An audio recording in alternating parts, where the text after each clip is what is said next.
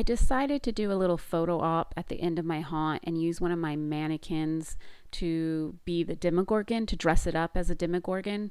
And I think it worked really well on my camera. I saw a lot of people taking pictures and having a blast with it. It was kind of a last minute decision. I used a second costume that my son used a couple years ago. And then my son was also a Demogorgon.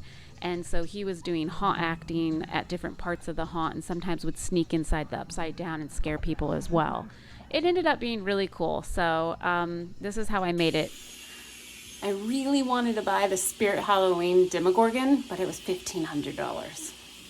I just don't have that much money. Unless y'all want to give me money, which I doubt that. Use it on your own haunt, honestly. So I'm reusing my mannequins. That's poor Mr. Charman laying over there.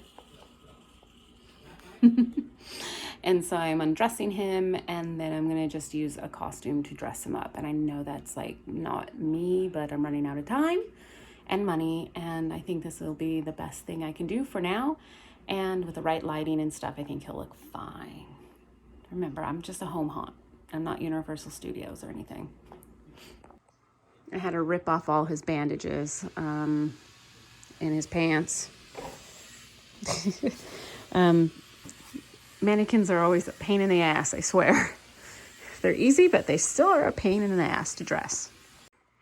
So this was my son's costume in 2019. And it was so big on him and so loose. I'll have to show you how many safety pins I had to use.